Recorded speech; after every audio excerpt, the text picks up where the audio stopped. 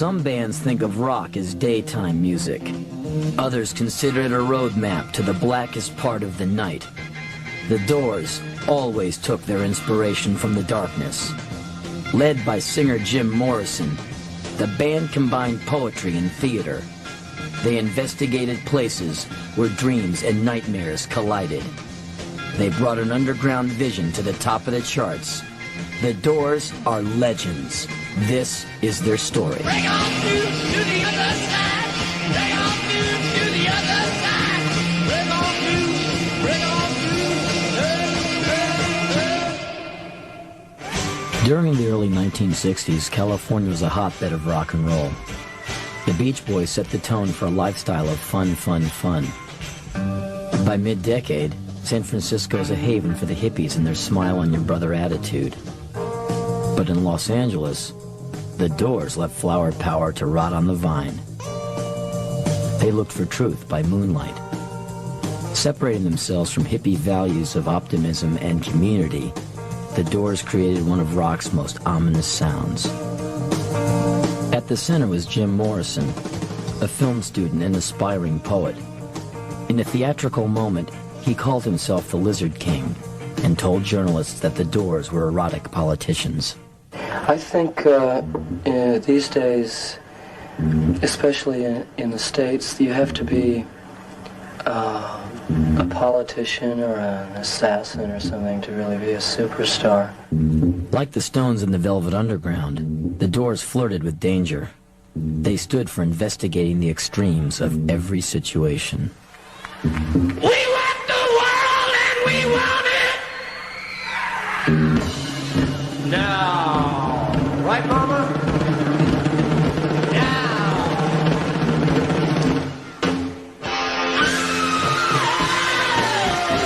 Morrison's emotions were extreme, too.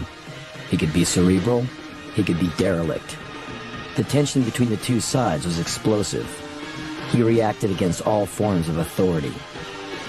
It made him one of the most charismatic and provocative rock stars who ever lived. One of the most bewildering, too. No one, not even the other Doors, knew what he would do next. James Douglas Morrison was born in 1943 in Florida. His father, a captain in the Navy, was fighting in World War II when his son was born. Jim's middle name was inspired by General Douglas MacArthur, but the discipline of military life wasn't his destiny. Steve Morrison's duties often kept him away from his children.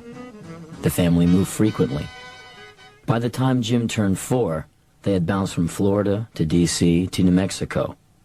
He never settled into one particular environment. A chubby kid, Jim had a wild streak. He taunted his siblings, Ann and Andy, and got attention by throwing fits. And when that didn't work, he'd retreat to his books. A favorite subject was reptiles. Life in Albuquerque provided plenty of opportunity to investigate the desert creatures. Young Jim was fascinated by lizards. I'm a lizard king.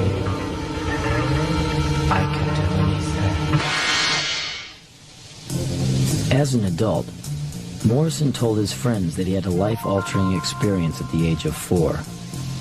While the Morrison family was driving to Santa Fe one day, they came across a crash on the highway. A truck had swerved off the road and into the desert. Several Native Americans had been riding in the back. One died in the crash. Some were thrown from the truck, badly injured. The Morrisons stopped to help, and Jim couldn't take his eyes off the scene. Years later, he said that an Indian spirit took possession of him that day. Indians scattered on God's highway bleeding. Ghosts grabbed a young child's fragile eggshell mind. In high school in Virginia, Jim shunned hobbies and sports.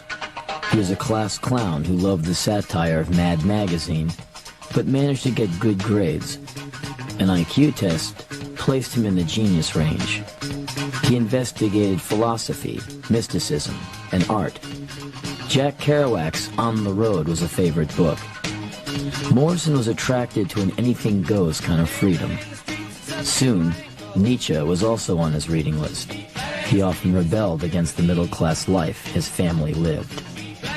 Jim relished the chance to be on his own in college.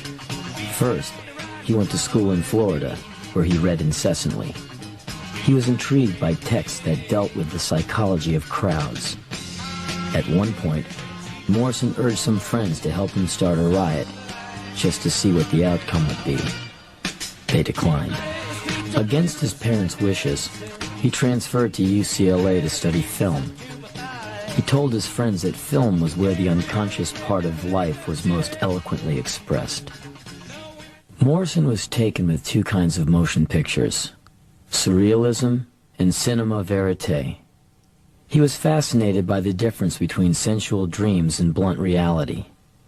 Jim made one film while he was at UCLA. He got a D on it.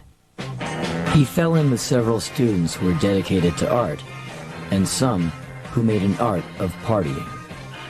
One pal was in a band with his brothers on the weekends. His name was Ray Manzarek. Ray liked Jim. He thought Morrison was witty, devilish, and smart. Manzarek's group, Rick and the Ravens, was a bar band. They did tunes like Louie Louie, and they'd invite fellow students up on stage to sing along. One night at a local bar, Jim joined too, but he was shy and didn't do much more than shake a tambourine. After graduation, Morrison took an apartment in LA's bohemian neighborhood, Venice Beach. There he read the poems of Rimbaud and wrote his own verse.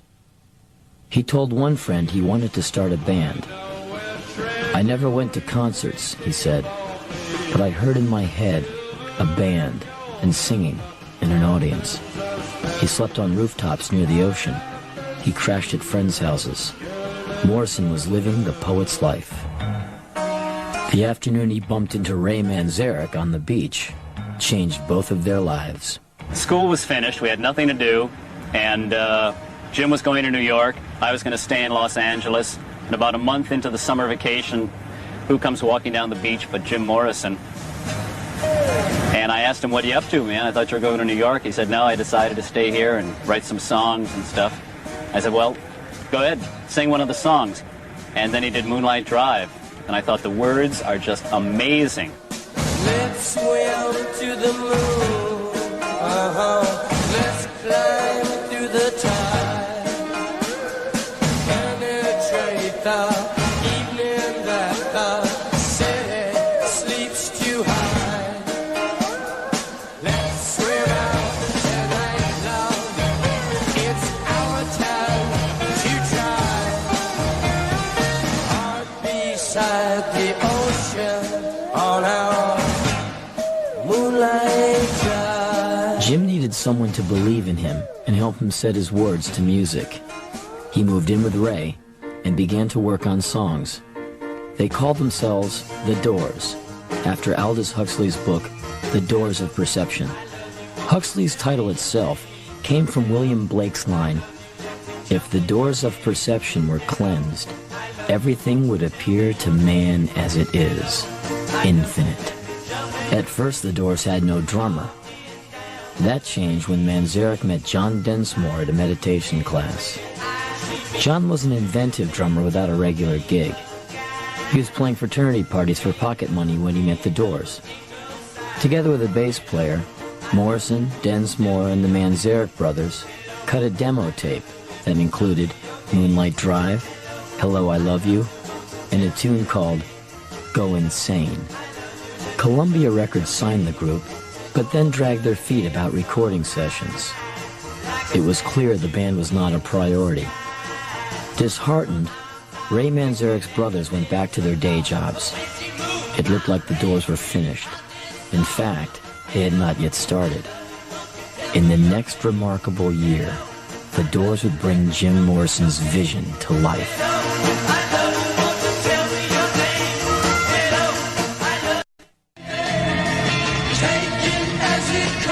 Jim Morrison, Ray Manzarek, and John Densmore wanted to keep the Doors together, but they had lost two members and were getting no support from their record company.